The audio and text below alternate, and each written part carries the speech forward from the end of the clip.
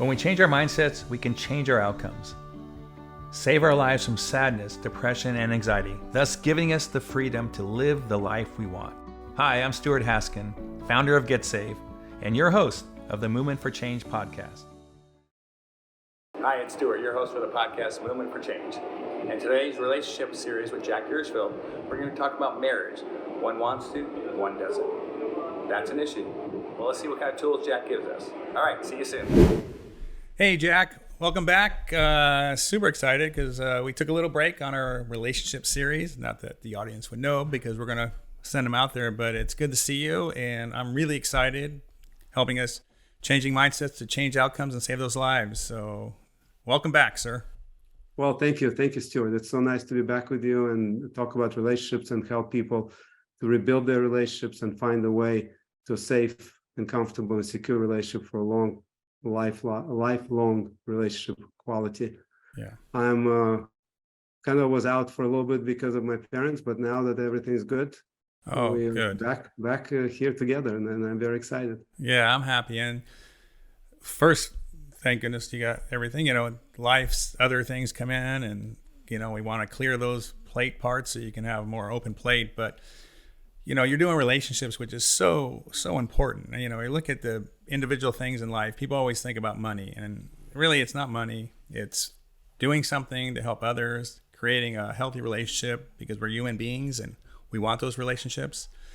So this has been very helpful, even for me. I reflect on our after the podcast and thinking, so I really appreciate all the and simplified tips. It's not too academic, not too confusing. I think what you do when you wrap up is really great. So let's get going. You were talking about if a spouse or a significant other is the other one's not ready and the other one's super ready, that can be sad and disheartening. And so what are your thoughts? It's a tough situation, right? And a lot of young kids, and especially the young adults who get in the relationship and they get stuck in this terrible place where one partner says, I want to move forward in our relationship, I want to plan, and the other partner says, I'm not ready. Ooh, that's a gut pinch, right? Place. It's super excited. Hey, I'm ready to move forward, and you go, I'm not ready. What? I never see that on the movies. So it's like, and then it creates this stuck place, where one partner is waiting for something to happen, and the other partner is still searching for the meaning, or searching for what they need to feel that they can get engaged and commit and look at the long-term relationship. And it's a tough place because as a society, we don't educate our young adults what it takes to have a relationship, how to be safe, how to plan for a relationship, how to make sure that you're ready for a relationship. So they get stuck in this. And even in the situations where you have a first marriage that didn't come out right, and the second marriage, and there's no commitments on one side, but there's a lot of commitments on the other side. So in a way, it creates a situation where one partner is leaning into a relationship and saying, I want it, and the other partner is more of a leaning out and saying, yeah, I want it, but. Yeah, how do you... they get stuck. How do you, as that person leaning in, how would you counsel them on their rejection? Are they thinking, am I not the right person? Are you looking for something that I can't be? I mean, there's all kinds of things as humans that pop into our head when we get that kind of rejection. And especially when they're thinking, they've made this commitment, I'm ready to do this, and it's not reciprocated. So how do you move past that? You're so right. It's a very difficult emotional place for a person who is leaning in, and they have to go through all this mental gymnastics to try to make sense out of things and understand what's happening. I'm right here. I'm ready. I love you. I care about you. I want to be a partner for the rest of your life. And then the big question comes, where are you? Yeah. And then they're in the holding pattern. It's like an airplane trying to land. And then they said, no, you can't land. The runway is busy. Right. So they're doing this holding pattern around that person. And the interesting part of it is not that somebody is wrong in this type of environment. It's not like a leaning in person has something right and leaning out person has something wrong. Right. they're stuck in their own world, and they are not able to move from that place, not because of their own fault, but just because the external factors, societal factors, relationship factors, previous relationship, there's a lot of fears to get into relationships. Maybe one partner had a string of relationships that ended up bad, and there's a continuous fear that if I commit, then this relationship will going to go bad again. If I just stay a little bit out, a little bit on the side, then I can still protect this relationship. So it becomes a two-way street. One partner who is leaning out is pushing to say, well, let's get it going. And the other partner leaning out says, I do want to, but I'm so scared. So I'm going to just stay on the side and wait if everything's okay. Like we're waiting for safety. So how would you counsel that? Because I don't know if I'm the person waiting. I mean, we've all waited for things, how long do we wait? What is the magic? Do I wait a year and then when I quit, then that person's ready? Oh, I should have waited one more day. Or do I wait years? Or how do I know that this will go into the direction that I'm hoping for? Right. And then that's what happens with a lot of couples. They get stuck into this relationship where they stay together for a long time without commitment, right? It could be 5, 6, 7, 10 years, right? And then when it breaks up, especially on the female side, it's like 10 years is such a huge period of time. Right. If nothing happens, then what do I do now? All right. So it's a very stressful. That's why there's an urge, and most of the time there's an urge on the female side to form a relationship, commit to a relationship, and build a lifelong, lasting, loving relationship. Right. Let me ask you real quick. How do you help? Yeah, go ahead. Well, you mentioned female. I'm just going to take a wild guess, thinking, do they feel like they're aging out? Maybe they wanted kids. This is their time that they can, or they feel like they're getting older. They have that whole thing that guys mature differently or get older differently. Is that what you're thinking when you say that for females? Well, there's a couple of things, right? There's a physiological time limits. There's nothing you can do about it. This is genetics, right? But there's also emotional time limits. There's a sense of urgency to build a family, to have a relationship. And I'm not saying that this applies to everybody, but if we take a majority, and when this timeline gets stunned, right, where you can't move forward, you're in one place, you're in a relationship, you love each other, but you can't go to the next stage of the development of the relationship, then there's a lot of anxiety around this area. And one partner may be anxious and and afraid to ask what happens next, because they think if they ask, the other partner may leave. Right. And then the other partner is afraid to commit and say that I'm all in, because worried, what if it doesn't work? Look, in the previous relationship, I committed and I got hurt. My partner abandoned me. She cheated on me, or he cheated on me. Right. So there's a push and pull. And maybe the part of the work with the clients is to remove that ambivalence that exists in the relationship and provide clarity. And that's the biggest work that we can do with couples in this place, is to help them to clarify their agendas. Right. Clarify what blocks them from developing a relationship into the next stage, right? So every relationship has a timeline, right? And then many relationships get stuck in one place, and then there's a lot of frustration, disappointment, and if at the end it breaks up, then there's a lot of resentment that comes out from it. And typically when couples are in this place and one partner is unsatisfied, it could be the other partner. The other partner says, I don't want to move forward. I'm great where I am. I don't want to go into marriage. I don't want to go into anything else. We're fine. Why do we need this paper? Right? Many different ways. But to also give them some options that whenever there's distress in a relationship, there's pretty much 3 options that they can take. There's always 3 paths, and the 3 paths are typically mutually exclusive, right? And one path is do nothing and maintain the relationship just the way it is, and stay together and see what's going to happen. And about 10 to 15% of the couples choose just that. Right? We're not going to do anything about it. The other path is to decide to separate and move on and find a partner that can move into the relationship that you're looking for and live their lives. And that goes for both sides, Right, for both sides. Yeah. It's for both sides. Yeah. If one partner is feeling that they're pushed into something they don't want to do, then one of the paths is to move on and find a partner who wants to have the same view on the relationship. And there's a third path, and then this is where we can help the most, and that is to build a little bit closer relationship, trusting relationship, and also process whatever traumas that either partner can have or has from the past relationships that will not interfere with the development of the current relationship. Yeah. And what many times these past relationships and the hurts that people have from past relationship, they overshadow the current relationship. And then your partner lives in the shadow of your negative experience in other relationship, and that becomes really tough. That's most of the time when couples get stuck. Yeah.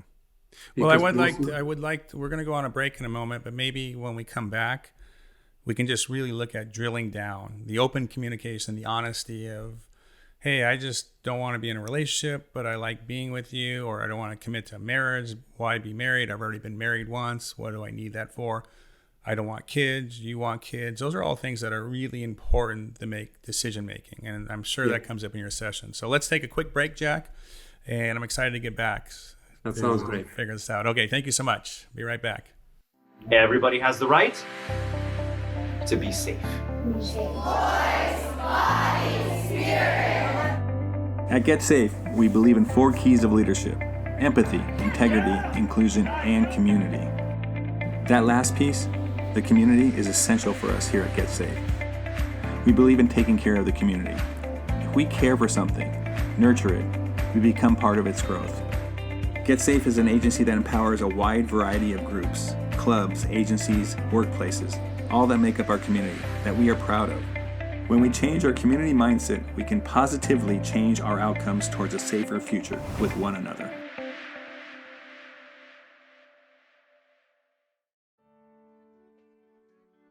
Are you searching for a safe and supportive place to strengthen your relationships and improve your mental well-being?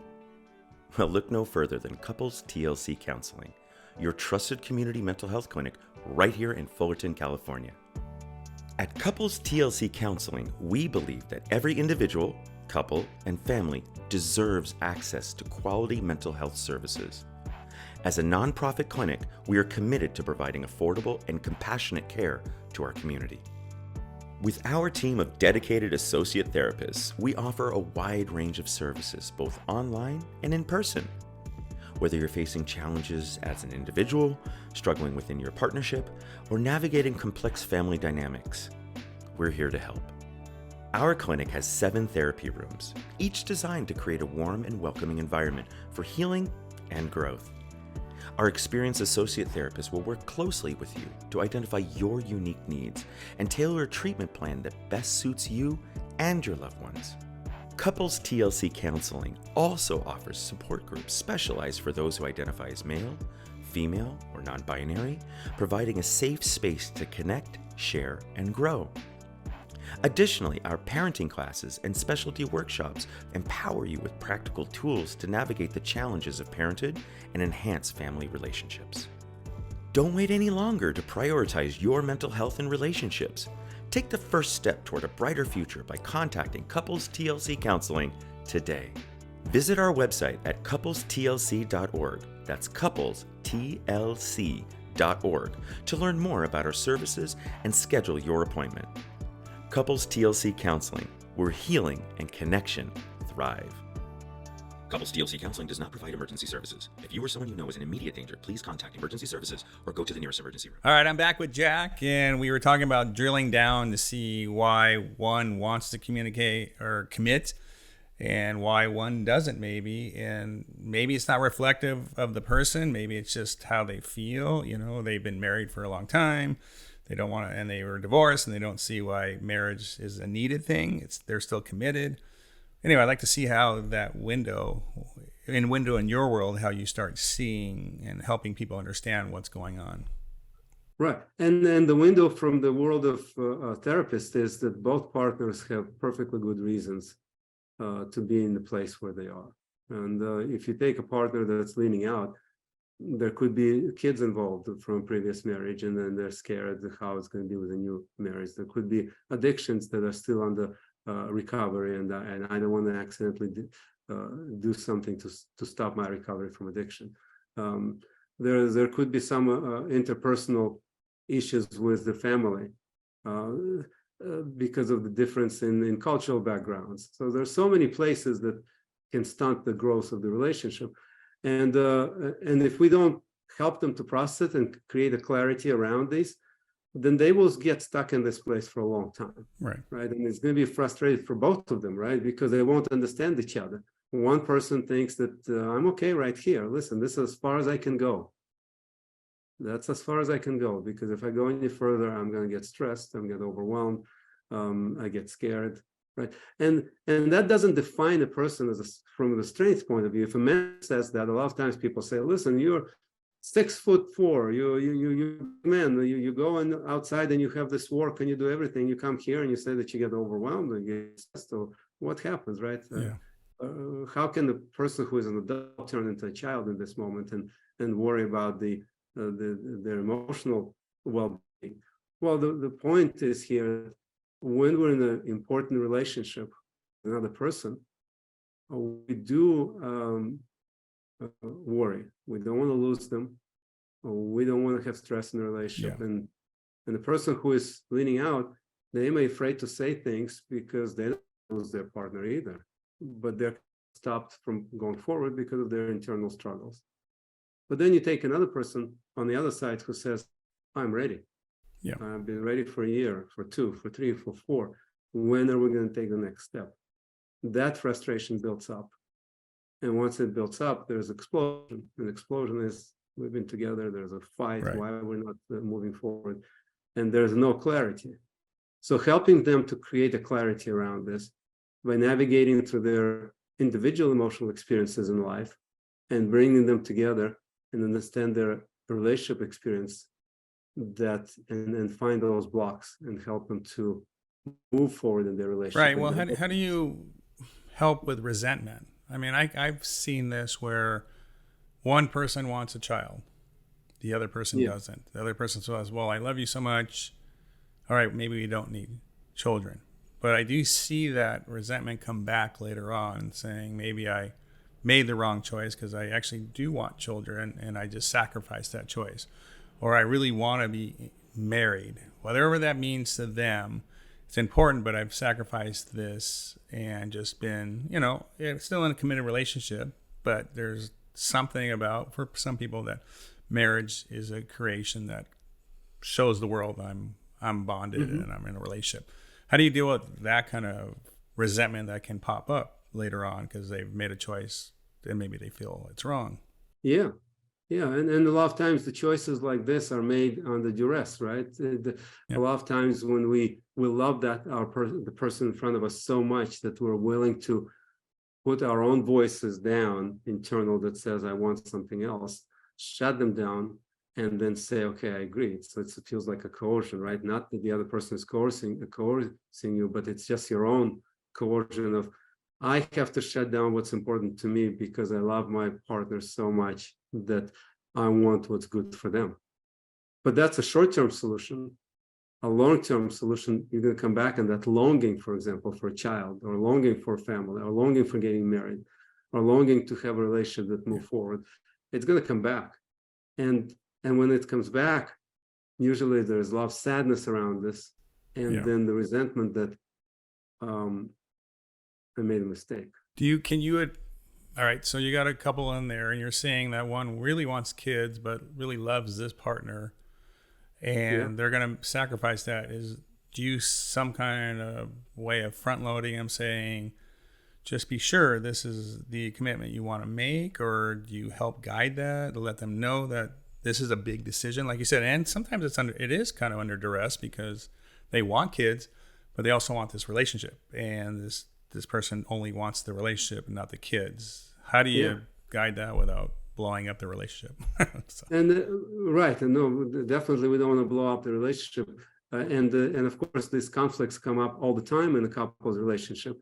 Buying a new house, buying a new car, having a baby, moving to a different location, doing the construction, whatever it is, there's a stress point, right? Right. And what we find that we should not be doing sacrifices to our part for anything in life. Right. We should be doing things that we want to do. And if you made a decision not to have a child, it's your decision to make it. Right. Not to sacrifice for the sake of your partner. Right. So the whole statement that I do it for you is pretty difficult statement. Is there an exercise that you give them and say, hey, go home and if you can answer these honestly, come back with your That's sheet? not going to work. Most of the time, the problem with exercises at home, that they get in trouble with those exercises and they get fights. So doing exercise is not advisable for couples in general, right? Because the best way is to do all the work in the session and to do it with the therapist present, because then the therapist can navigate them through a safe place of interacting with each other. And if they get dysregulated, if they get emotional, the therapist can help them to find a safe place. Let me ask you this. Do you ever separate the couples? Because, listen, if your partner's right there, how honest, honesty is great, but, most of us will cover that and shield it a little bit so it's not as hurtful. Do you ever take them apart? And maybe this one person who doesn't want to commit saying, well, I don't know if that person's everything I want. I'm still leery, or I want to have kids, but I don't want to put this guilt on that person. Do you ever separate so we get the true, honest feeling? Because I think sometimes you don't get that with next to each other.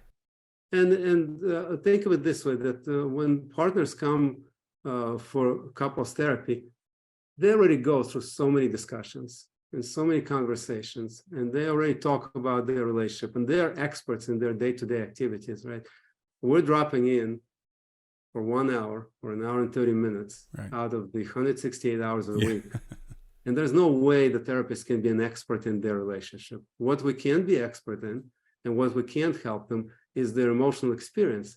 So most of the time, when you separate, if you separate somebody, unless there's domestic violence, but most of the time we want the partner to be there so they can see their other partner's experience, right? So we help them to stay in a safe place by helping them not to judge their partner, not to blame them, not to criticize them, but to validate them, accept them, and reassure them. That's a conversation that looks like.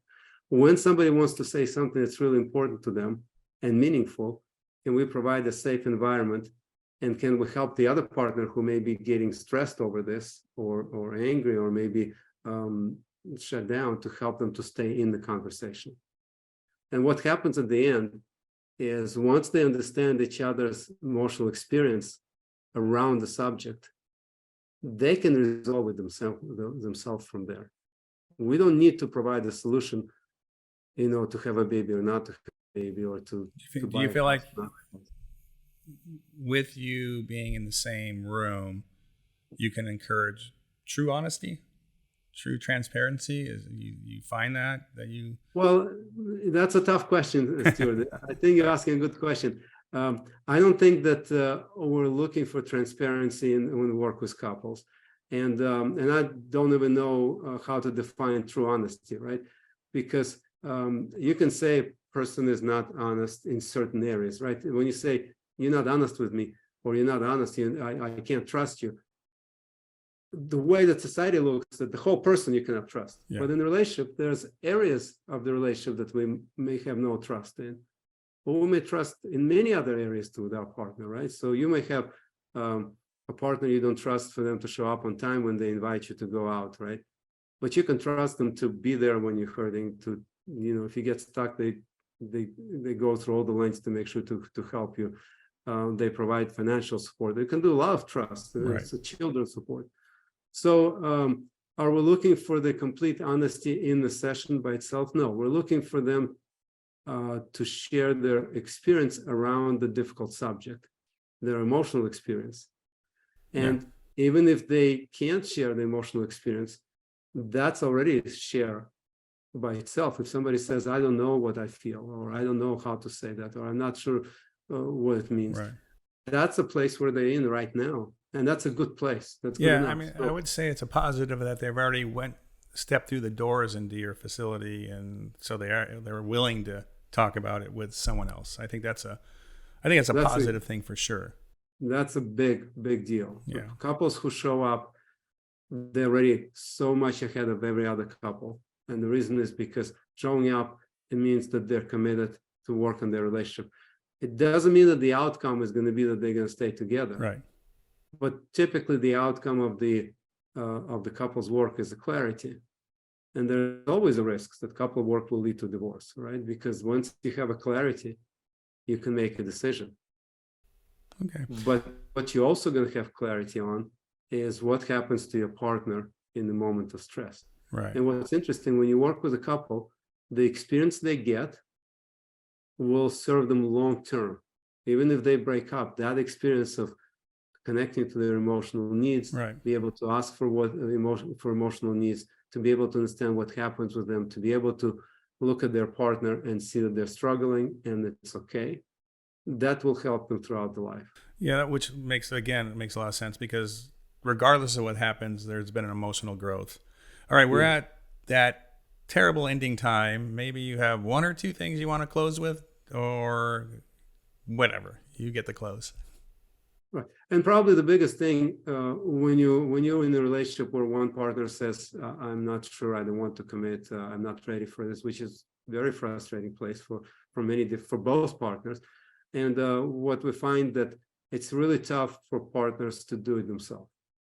My suggestion is, if you're in this place, invest a little bit of time and money and see a therapist and see if they can help you to navigate through this. It doesn't have to be a long therapy process.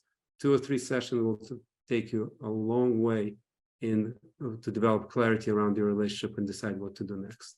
All right. Well, that's great. Thank you, Jack, for helping us changing mindsets so we can change outcomes and save lives. So I appreciate you coming, and I'm looking forward to our next episode. Thank you so much, Jack. I'm glad to be here. It's always fantastic to be with you and your crew. Thank you. All right. Take care. Take care. Thank you for tuning in to our podcast, Movement for Change. We hope that our discussion has left you with new perspectives and insights that can help you change mindsets and save lives. Please visit us at getsafeusa.com for resources, trainings, and if there's a topic you want to hear about or you have questions, please email us at info@getsafeusa.com. Together, we can make the change we want to see.